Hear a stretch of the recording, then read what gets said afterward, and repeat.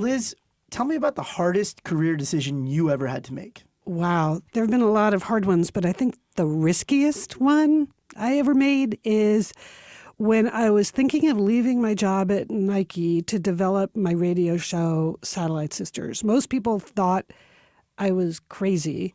And of course, there's no way I could do all the research to figure out if it would actually work. So I was really just sort of stuck in this loop of fear and doubt. But I just really, really, really wanted to give it a try. Yeah, we all feel this. Yeah. So I figured out the ultimate solution for me, which has worked time and again since then. And that is calling my friend Rosemary. And everyone has one of these friends. And if you don't have one, get one. Because you need a friend who is practical, but also daring. You need a friend who knows that you are capable of anything, but they don't want anything too terrible to happen to you, right? They don't want to see you totally go off the rails. And most of all, here's the Rosemary method. When I called her to sort of pose this dilemma about should I stay in a secure corporate job versus do this totally crazy creative thing, she said, well, so what's the worst that could happen? Well, okay, I could fail. It might not work. And then she said, well, yeah, and then what? So then what's the worst that could happen? Would you die? Well, no, I'm not going to die. She's like, exactly. So what would you have to do? I was like, well, I would just have to get a real job again. And do you think you could? Yeah, I probably could. And would that kill you? Well, no, because I would have gone off and I would have learned what I wanted to learn. And if it didn't work, fine. And then I just do something else. Well, then the only way you're really going to know if it will work is to try it. Yeah. Well, yeah, it seems so obvious when you put it that way, Rosemary. Yeah. Rosemary. And she's like, well, yeah, it seems like you already know what you need to know and you know everything you're going to be able to know. So yeah. So that's the way I make big, risky decisions, Matt. I have a Rosemary. That's great. And I have a Rosemary in my life too, but what do people do if they don't have a Rosemary? That's what we're here for, Matt. We're going to be the Rosemary.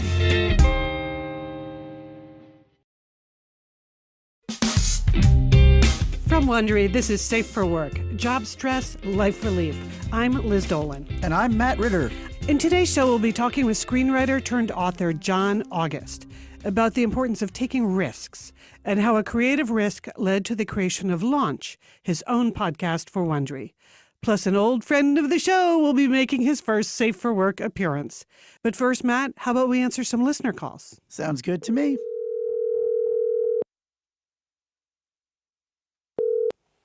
Hello. Hi, is this Heidi? It is. Hi, Heidi. This is Matt and Liz at Safe for Work. How are you doing? I'm good. How are you guys? We are great. So tell us, how can we help you with this work issue? Okay, so here's what's going on. I recently took a job for which I'm overqualified in a law firm, and I did it for the career trajectory it would line up for me. But 2 weeks into my new position, my manager resigned. I was excited to have the chance to take over his position, especially since it aligned more closely with my qualifications and previous experience. But when I interviewed with the director for the manager role, I received the same pushback as I had when I was doing my initial job search, which was, you have a great background, but you don't have law firm experience. So my question is, what can I do to prove to the director that I'm the right candidate for the job? Interesting. So, Heidi, what you're asking is, should you be promoted within 2 weeks of your new job? I say yes. Liz, what do you say? You might have to prove a little bit more to me, Heidi. I can understand why you think, oh, my God, this is perfect. Look, this is the job I really wanted. It's so funny because, honestly, I work in executive recruiting and I see people making this jump a lot from the headhunting side to working at the firm side. And I know that, you know, in your mind, you're like, I have all the skills. We line up perfectly for this. And, you know, in a lot of ways, you probably are overqualified. But I think, you know, first of all, when you take a job, you have to act that you're happy with the job that you have. If you let on immediately that you aren't satisfied with this job that you beat out a bunch of other people for, it could create some tension in the workplace unnecessarily for you. Has any of that happened already? No, I mean, not really, because it's no one here but me. Oh, okay. Yeah, So that's good. good. So good. Well, then, look, and the other thing about that is I think, you know, at the end of the day, there is a bit of a different skill set between, doing the headhunting side and being in-house. There's a lot of other internal things that, while you're really qualified for, you just actually haven't done. And, the great thing is you're already one step away from your dream job. So I think it's sort of an easy one here, which is just put your head down and kick butt. And at your next review, which is probably coming up in like 6 months, you say, I'm really ready to take that next step soon. There's one thing I would recommend doing in the meantime, just so you don't feel like, oh man, I'm going to, like, make sure, and you can have a thoughtful conversation with the hiring boss about this. Make sure you understand the level of expertise they are looking for to fill the new job. Show them that you are interested in someday being at that level, and then really focus yourself. Maybe it's your own personal timeline about how you're going to prove to them that you can do that. And maybe, depending on what your relationship is like, you can even say that to the hiring manager, like, well, I just want to make sure I feel like I have many of the skills. You've made me understand a few of the things I'm missing. It is my goal and my intention to work my butt off and get that job as soon as I can. I don't think there's any boss that would object to you saying, I am ambitious, I am listening to you, and I want to learn what you want this person to do. Then at least you've put a marker out there so that when you do ask for a promotion, not 2 weeks in, but maybe 6 months in, then 3 weeks. Give it 3 more weeks. I think it's easier for people to accept. No, but Heidi, I guess my question is, what was their specific feedback? You said that you kind of basically already had this convo, so I'm unclear as to what the feedback was that you got that you're, not kind of feeling like doesn't align with where you see yourself. Well, just that I do have the exact background that they're looking for in terms of somebody who is able to move attorneys into and recruit attorneys into the law firm, because I did that as a headhunter, like you mentioned.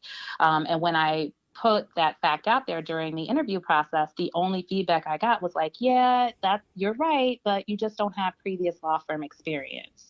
And the only difference that I've seen thus far is really the difference of scheduling the interview with multiple attorneys within the law firm. But I have done that in part of my current role. Right. So it's a little bit of just, eye of the beholder thing here. They see it as that experience is not exactly the same as this experience. And you're not going to get them to change their mind about that. Otherwise, they would have already just given you that job to begin with. So I think, you're just in that situation where if I found out 2 weeks later that the job that I was lined up for was available, I would have buyer's remorse too about settling for what you think. You think of it as settling. I think you just kind of have to shift your frame of mind a little bit and look at it as a positive. Like, okay, I got in, I got out of the headhunting thing and now I'm in with the law firm, which provides a lot more stability. It's not like chasing the lead, chasing the commission. It's a lot more, there's a lot of positives, there's a lot more structure. And, as you said, you're the only person there. So it's going to be a small team. And I know that in this area, a lot of people move all the time. So I absolutely agree with that I'm in the right place. I'm close to where I want to be. But the problem is when people get into these manager positions, they stay for a long time. So you have people who stay in these roles like 10 years, 15 years. So it's hard to make the move. And I was finding that the coordinator position was a direct pipeline to the manager role, which is why I accepted that coordinator position, because, you wait for that manager to leave and then they just automatically promote the coordinator. So when it happened 2 weeks in, I was like, Eureka, yay. I see. So I see exactly this whole scenario playing out. So I think it's, as I said, it happened not in the way that you wanted to, but I think you have to look at it as you got in as a coordinator. And as you said, managers stay for life and then they're replaced by coordinators. You have 200 or so law firms to look for, kind of just, you're probably going to have to move if this is the case. But, in a year or two, find a place where the manager is ready to move up or move out, I think that's the diligence that you're going to have to do on the next job hunt. But I think there's a lot of positives that you can get out of this job right here. This is your first in at the firm. I know you're saying that they're basically the same, but I'm sure there are probably things that you could pick up that you weren't doing before. Awesome. All right. I appreciate it. Good luck. We hope that the new manager doesn't stay in their job for 10 years. Maybe they'll just win the lottery. Yeah. There's always that. Yeah. They're You not got- going to stay if they do or that. they'll just take so long to find someone that they'll just promote me because it's been so long. Right. So Yes. that's why the key in any of these situations is always just to do a killer job. Yeah. You know, I wish we had something fancier to tell you, but now that you're in the job, in their face, you can prove to them every day how great you are. So go do that. Will do. Thank you Okay. so much, Liz and Matt. I appreciate it. Thanks Thank for you. calling, Heidi. All right. Bye-bye.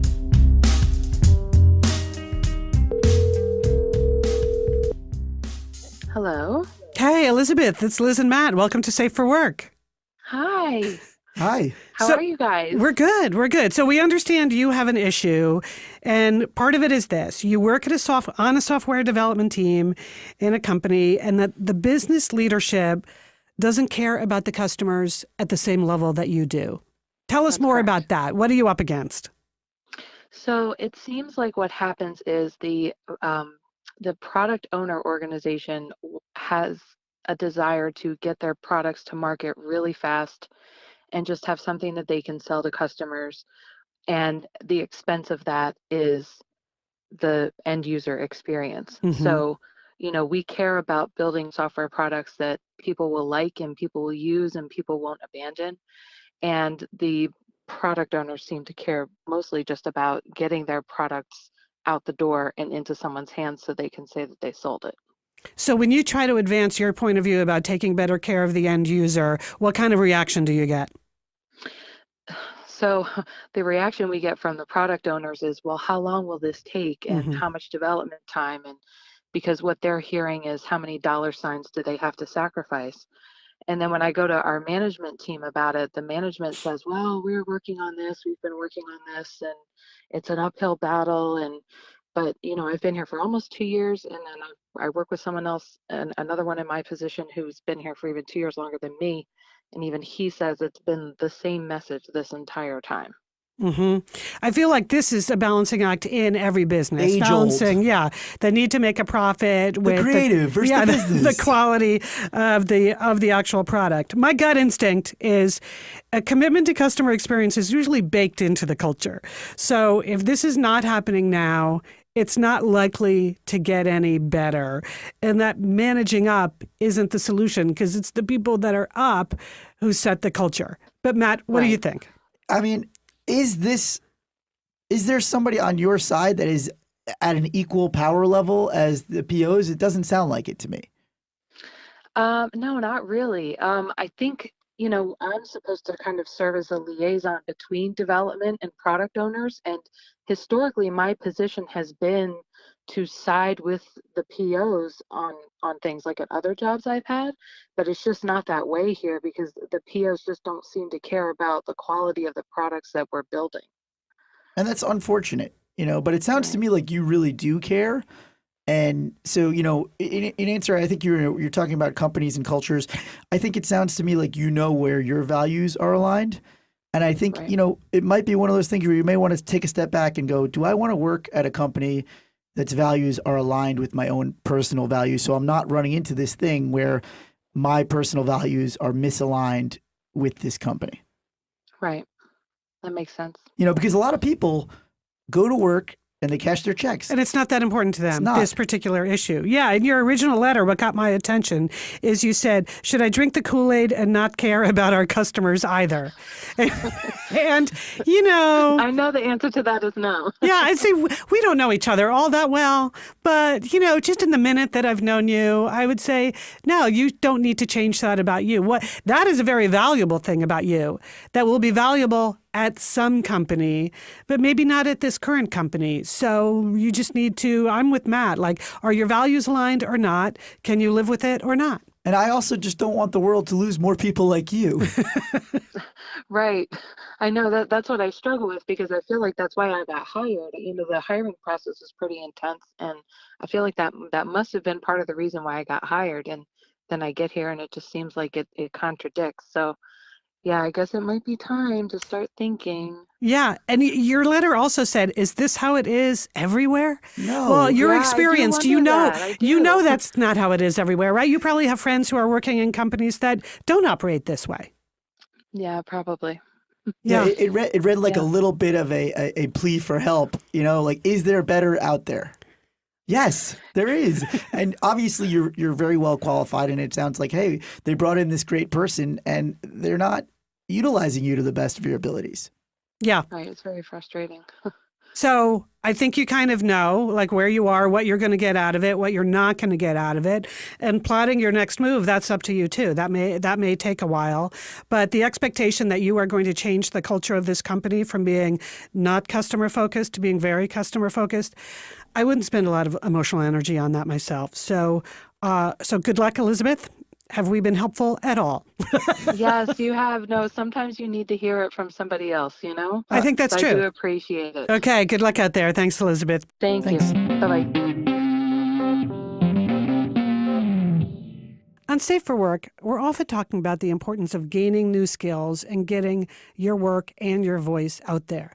I was really intimidated for a long time at the idea of doing my own website. It seemed that it was either, number one, too hard for me to do myself, or number two, too expensive to have someone run it for me. I also worried that I'd never be able to update it myself once it got made, so it'd be one of those zombie sites out there that the internet never forgets. Well, none of that is true if you work with Squarespace. They've got beautiful templates created by world-class designers, which I am not, and comes with 24/7 customer support, which I totally need and use all the time. There's nothing to install, patch, or upgrade ever. You see great Squarespace websites every day, and now you can have your own as a beautiful way to present your ideas online. Now it's your turn. Create your own website from Squarespace. Go to squarespace.com for a free trial, and if you'd like to support this show and you want to hear more shows like it, then please, when you're ready to purchase, use the offer code SAFE to save 10% on your first website or domain. Honestly, if I can do it, then you can do it. And I did it. That's squarespace.com, offer code SAFE. I got to tell you guys about new bedding that I discovered. It's called brooklinen.com. I like it because it was founded, first of all, by a husband and wife team, and it's a small business that's growing. But I also, more importantly, love it because it's really, really, really soft, and I get a great night of sleep. I've been having trouble sleeping for the longest time, and I decided to do something about it. I decided to order these Brooklinen sheets because everybody I know had been talking about them. And you know what? I love them.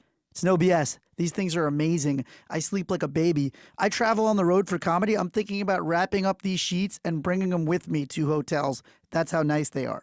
They're the most comfortable sheets I've ever slept on.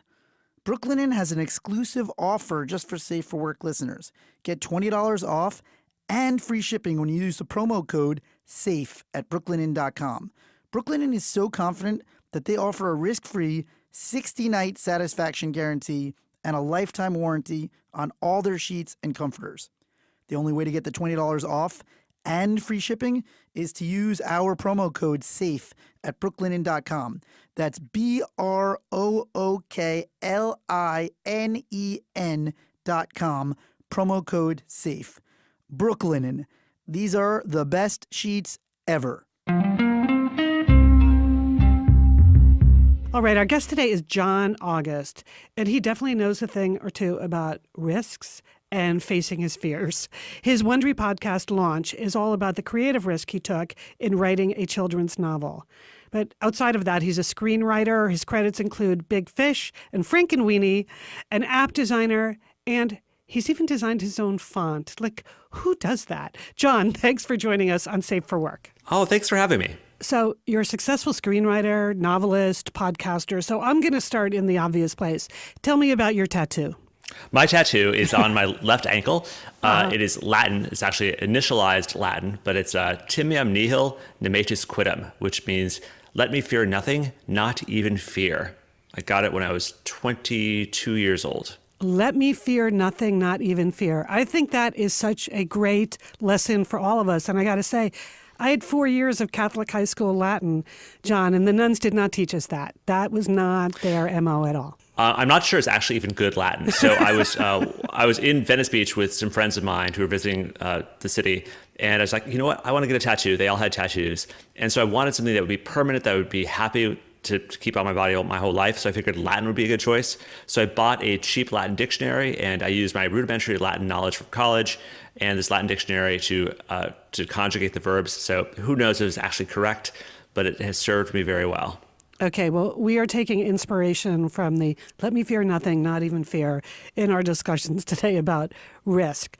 So one thing you're obviously great at, I listened to Launch and look at your other work, is sort of getting started on something. And I think this is so hard, whether someone is a creative artist or in any kind of business, what you call the mythical someday, how to stop living in the mythical someday and actually start. So how do you do that? Have you always been good at just saying, okay, this has been in my head for X amount of time, I'm just going to start working on it now? Yeah, I've always been envious of other people who get to do things that I don't do. And so I've always just tried to do those things if I possibly could. So back from suddenly trying out for the play as a senior when I'd never been in drama before. It's like, well, other people get to do that. I want to be able to do that. So if I see other people having fun doing something, I just try it. And I just usually try to find a simple way of exploring how you get started in something. It's really easy to sort of research it all and make these big master plans for how you're going to build your $1 billion company. But I think I've found it just much more interesting to well, how do I build a website? And I just build a website. Or how do I, sell a car? Well, I'll sell the car. You figure out how to do the really simple things, and then don't worry about sort of what the big master plan is going to be.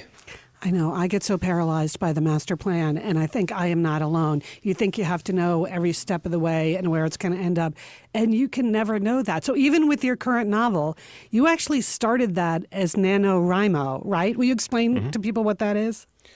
So NaNoWriMo is National Novel Writing Month. It's every November. It's this challenge that they put out there to write a novel in the month of November. So to actually write a full-length novel, that'd be about 1,667 words per day. That's to get up to 50,000. And the thing is, you don't have to do all that. You just have to actually commit to just writing every day and just not stopping yourself and just actually getting some words on paper. And that's what I did. And you got halfway through a novel in a month, and you were a professional writer. Yeah, absolutely. So I got even like a third of the way through the book, and yeah, that's my full-time job is writing, and that's as much as I could get done. But it sort of doesn't matter. The point is that I started, and I didn't worry about how it was going to turn out. I didn't worry about whether I was going to get an agent or if the book was going to be any good. I just sat down to write it and see well, what would writing a book be like? And the only way you can find out what it's like is to actually do it. Oh, the way to get something done is to start. It's so clever when you realize that. As I was thinking about NaNoWriMo, I was thinking maybe there should be a Boo Plan Rimo, like the business plan that's in your head. Give yourself a timed deadline to get that out. And maybe that would at least get people to go into their room and start putting something on a piece of paper. Well, a lot of times in business, you'll hear people talk about a minimum viable product, which is what is the simplest version of a thing I could do to sort of see if there's actually a value there. And think about that first. And so the minimum viable product for this book was really these first 6 chapters. I could show these to folks and say hey, is this a book? And they could say, yes, this is a book. And I could get started on the process. If they'd said no, well, that's okay too. And I hadn't spent a tremendous amount of time doing that, and I'd learned something in the process.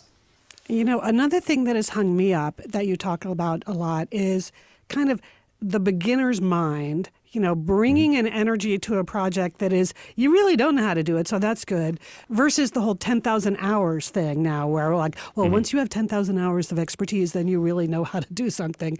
So how do you know when you're experienced enough to start or too experienced to start? How do you actually sort through that in all the wide range of projects that you work on? I get to talk to a lot of aspiring screenwriters, and so often they get sort of hung up on the form or some sort of weird thing about formatting or how do I get an agent, how do I do all these things? And I always stress that well, the first thing is you have to write a good script. And so just focus on writing the movie that you want to see out there in the world. And to sort of generalize out, I would say focus on the thing you wish existed in the world, be that a company, a product, a service, an app, whatever it is. If there's something that you kind of need or want in the world, think about how you would make that thing and just work on that. Don't get so hung up on I'm not the expert in this thing, so therefore I'm not qualified to make it. You're qualified to have an opinion, so you're qualified to at least get started on it. And then you're going to be able to figure out who are the folks you need to enlist on your team to get the rest of that thing built. Yeah, you can just get so paralyzed in the research part of a project. Or I remember I used to have a business partner where I would put off, writing like a plan for something for a long time because we'd be talking about it in meetings and looking stuff up. And then finally she would just say to me, just go into your room and do it. And because we were actually working in my home, I would just go into my room. And I could bang it out in an afternoon once she forced me to. But I kind of needed someone to say that to me, which is why I really admire people that are such self-starters. And, you're a great example of that. And you've done so many different kinds of things. So what do you think is the riskiest thing you've ever worked on or undertaken a project that you're like, okay, well, this might not turn out well at all? Well, I think the combination of Arlo Finch, the book I wrote, and Launch, the podcast, because they were sort of a package deal. I started writing the book first, but then I started recording the interviews, and I envisioned that the two things would come out into the world at the same time. And it was a risk only in the sense that there was an opportunity cost to spending so much time doing these two things that I wasn't doing the real job for which I normally get paid, which is to write movies. And so I had to sort of make the choice, like, you know what, I'm going to be willing to spend 18 months, figuring this out and trying to make this thing happen because I was curious about it. Because I think especially in podcasting, we're at this sort of new frontier where you just don't know what is a podcast anymore. And it was a chance to explore that. I think the only way to know what something is to do it sometimes. And I wanted to do these two things. So in effect, you gave yourself a big pay cut. I did. I stepped away from my job for a while to do this other job, which wasn't sort of paying me the same kind of money. I'm not getting the big sweet podcast money that some other hosts do. This was a labor of love, and I also a labor of fear. I think in both the book, but especially the podcast, I wasn't sure I could do it, and that was exciting to me. We talk about beginner's mind, and I think the thing about being a beginner is you just have self-doubt, and sometimes that self-doubt can be crippling, but it can also be exciting because with a screenplay, I just know how to do it. I sort of know what's going to happen. With a book and with this podcast, I didn't know, and that made it a lot more exciting. There's a moment in the podcast where you're talking about starting the book when you realize that, maybe this should probably be a trilogy. And which comes as a surprise to you that your idea really needs to be a trilogy. And then you kind of have the debate with yourself like, okay, wow, that is, talk about opportunity cost. Now I'm going to step away from my real job and write 3 books, not just one. I mean, that must have been a terrifying decision for you to make. Well, 5 minutes before we started recording this podcast, I was editing book 2. So it continues to be a terrifying thing to know that a couple of years of my life are still going to be spent doing Arlo Finch. But that's okay too. I mean, I think, one of the things when I first met Steven Spielberg, who was, an icon, just an amazing filmmaker. And I remember always thinking that, he's magic somehow. He just has some special gift that's unlike all other filmmakers and directors.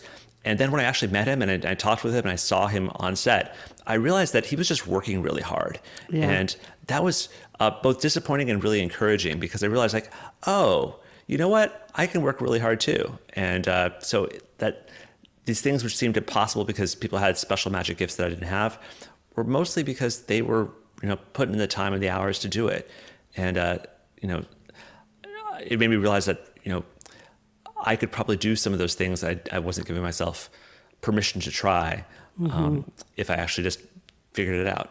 So how do you know, like in your own life, and I've been through this too, how can you tell the difference between wasting your time on a crazy risk and pushing through it all to get it done? The sort of, when are you throwing good money after bad or good time after bad? Or like, when would you ever admit oh my God, this failed. I guess I have to move on. Yeah. I mean, you're describing the sunk cost fallacy, and it's really hard to know because, emotionally you put so much of your life and your time into something that you really want to exist, and the world doesn't seem to want it to exist in the same way you do.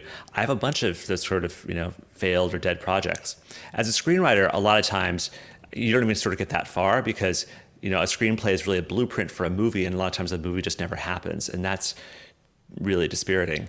With other things, like I've built apps, I've built, I've done the book, I did a Broadway musical, and I would say that even in the things that aren't giant successes, I have to keep looking at sort of what did I learn from them? What was able to take away from it? And sometimes it's just even like the friends I made off those processes were great. And so I try to always ask myself in the moment, even if this thing doesn't turn out to be amazing or the thing I hoped it would be, am I getting something out of this part of the process?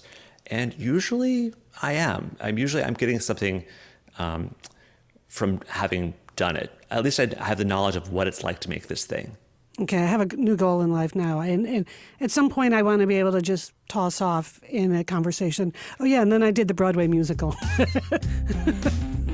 John, thanks so much for joining us on Safe for Work. A pleasure talking with you.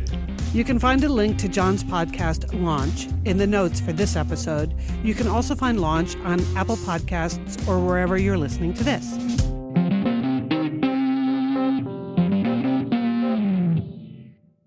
No matter how packed my schedule gets, I always make time for a good meal.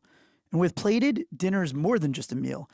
It's time for me and my wife to get a little romantic. We put on music, we pour some white wine, and we follow Plated step-by-step easy recipes. This week, we cooked the Thai beef lettuce wraps, and I love them. I love that Plated sources artisanal items and high-quality ingredients, including sustainably raised meats and organic produce. That's important to us. Plus, everything comes in just the right portions, so you have just what you need to cook. No more, no less. I like this because I'm a chronic overeater, and I like that I know exactly what's in there, and I don't have a lot of extra leftovers. Go to Plated to discover your ideal dinner experience. Go to plated.com/safe to get 25% off your first 4 weeks. For a limited time only. Terms apply. See plated.com/safe for details. That's plated.com/safe. I promise you're gonna love it. Before moving on, we want to hear your burning workplace questions, and we want you to call in to get advice directly from us and workplace experts we're going to have on the show. So call us at 424-224-5711 or email us your questions and your contact information to safe@wondery.com. We've got so many things we are really excited about here on Safe for Work, but I think we're most psyched about what we've got in store for you right now. Joining us for the first time on Safe for Work is a good friend of the show and my former co-host on I Hate My Boss, Coach Larry Seal.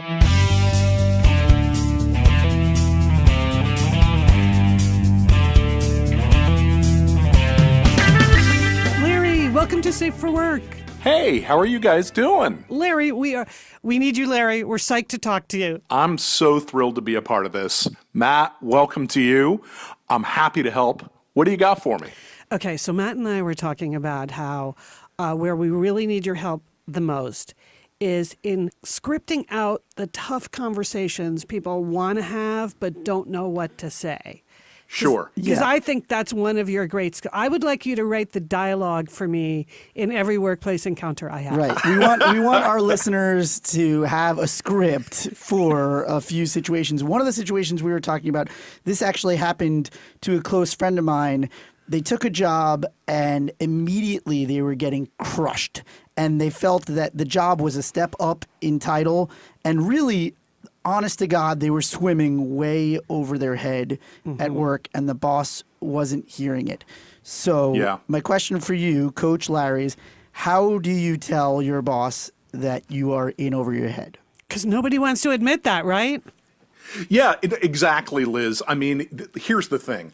Lots of people get in this place, and it makes sense, right? Because you're trying to impress, you're trying to stand out, you're trying to say, hey, I got it, and it's a really smart tactic if you want to get ahead. But the problem, of course, Matt, is what you just said. People end up getting trapped because they've either taken on too much or maybe even more typically, they've said yes to too much along the way. And frankly, if you've managed people and you realize that when you've got really good people, you give them everything. And so what ends up happening is you get really, really good performers, and they almost in a way get punished for being really good because every big, hard project that comes along, the boss wants to give it to them. And so something that's actually positive becomes negative. This is exactly what happened to my friend, and she was drowning, and she was like, I don't know what to say. So I would love Totally. to hear, how do you walk into that office and go, knock, knock, I have something very important that you're not going to love to hear? Yep. Well, look, so first off, it is really smart to draw the line, and it's on you, right, as the employee to do that. I had a company that I used to work with, and in a new employee orientation, they would say, look, our culture is we're going to keep asking, and it's up to you to say no, and you have to say no, or we will suck you dry. And on one hand, that's scary, but on one hand, it's really honest. Yeah. So here's what I think the conversation sounds like. You walk into your boss's office, either you know they've got some space, or you've created an appointment. By the way, I always check just to reconfirm this is a really good time, because if your boss just had a really brutal conversation with their boss, you might want to postpone a day. Good tip. Okay. Right? And so here's the opening. What you want to have come across is this: I care about the quality of my work. That is what I want my reputation to be. But boss, here's my problem. I find myself really trapped right now, given all the things that are on my plate, and I'm worried the balls are going to start dropping. Right? So it's a focus on, I want to do great work.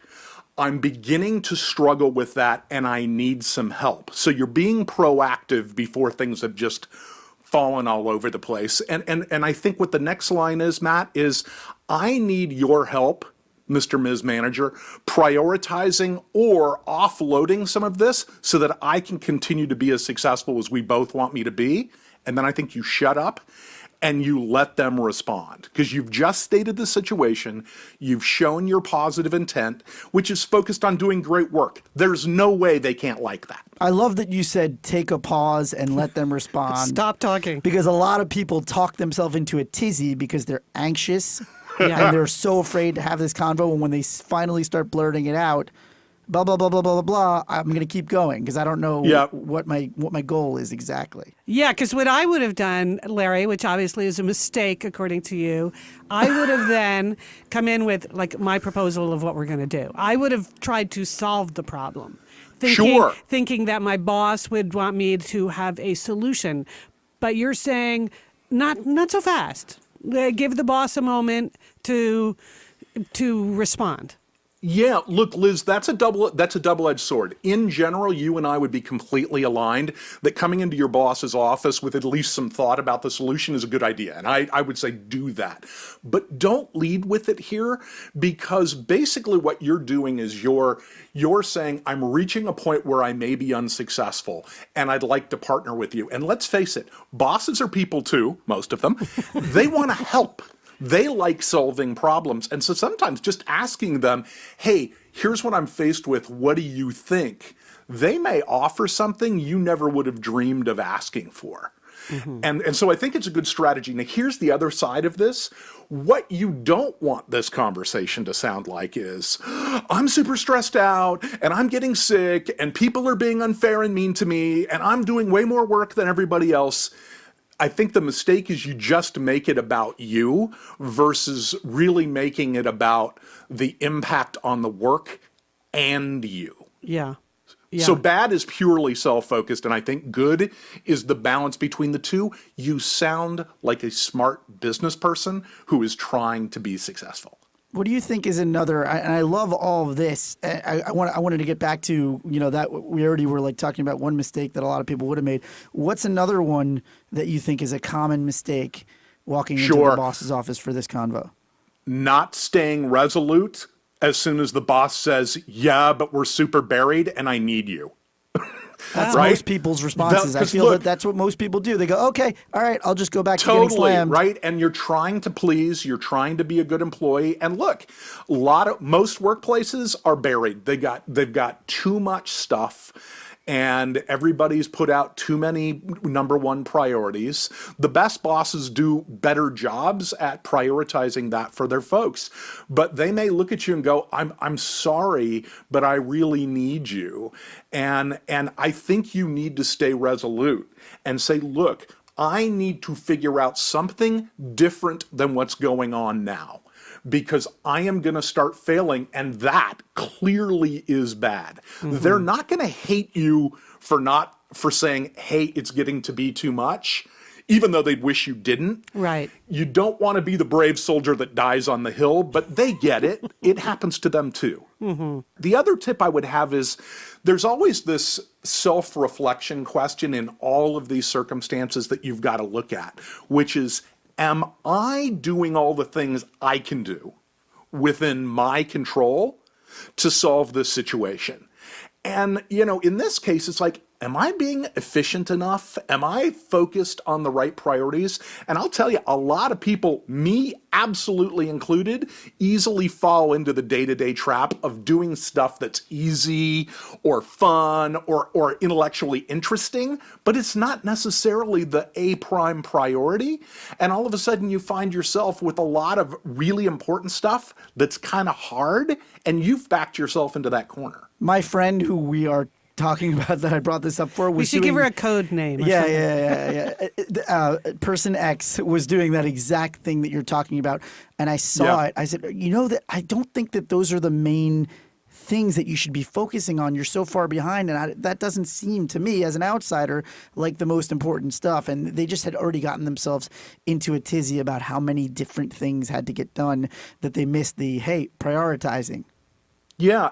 And Liz, I'd love to hear your take on this, but I think most bosses in this situation, if they're going to be good bosses, are really, what they're going to default to is, let's do a prioritization exercise and make sure you're paying attention to the most important stuff first, right? Yeah, exactly. And I think sometimes you have a boss who, because they trust you, they're just throwing everything at you and maybe not even taking the time to say, this is super urgent, this not so much. So That's right. If you skipped over that conversation, now is the urgent time to have it, because then it allows you to at least go home at the end of the day feeling like you made headway against the things that are important. And sometimes trivial things won't get done. And guess what? Sometimes bosses are pretty capricious about things that they ask for. And it could be that once you push back a little bit on some of the things on the list, he or she is going to say, don't worry about that. Yeah, we don't actually need to do that. Things could come off the list just because they didn't realize they tossed it off in a meeting as something that should get done, and you caught that ball and are still taking it seriously. They've long since moved on. They Such don't a good care. point. You could be in a tizzy, and your boss Liz didn't even think about it. Liz, you and I are both, I'm listening to you say that, and I know you and I are both thinking, oh God, I've done that a million times. I've totally done that. I hate my boss for doing that. Where you actually end up saying to people like, oh my God, you're actually working on that? I completely forgot. I completely forgot we talked about that. I just kind of said that. You got to be careful what you listen to when I speak. You got to be careful. So I think there were a bunch of key takeaways that I want to kind of synthesize there. Sure. So number one is when you walk in, state your piece and then let the boss respond. Number two is don't make it about self. And woe is me, and everybody else has it easier than me. 3 is prioritizing, right? Yep. And I think there was a fourth. Maybe there was a fourth. Oh, yeah. Be resolute. Yes. Yep. Yeah, well, see, this is Larry's thing, Matt. What you don't know about Larry is that with him, it's always about boundaries. It's always about, this is how far I'm going to go and no further. So he's super resolute. It's so true, right? This has been so helpful, Larry. It's a pleasure to have you on Safe for Work. We'll be calling from time to time because we need your help. You're the man for really laying out what is the conversation that needs to be had to get this taken care of. So thanks. Really thanks, appreciate my friend. it, Larry. Absolutely my pleasure, both. I look forward to more. In case you missed anything from this episode, just tap the cover art to check out the notes from today's show. You'll also find our email address, safe@wondery.com, and some great offers from our sponsors, Plated, ZipRecruiter, Squarespace, and Brooklinen. This episode was hosted by me, Liz Dolan, Boss Emeritus and Satellite Sister, and Matt Ritter, comedian, recovering lawyer, and executive recruiter. Our original theme song is composed by Martin Blanco, audio engineering by Misha Stanton, produced by Cameron Cal, executive produced by Eileen King and Marcia Louie, created and executive produced by Hernan Lopez for Wondery. Remember, workplaces can feel crazy. But you don't have to.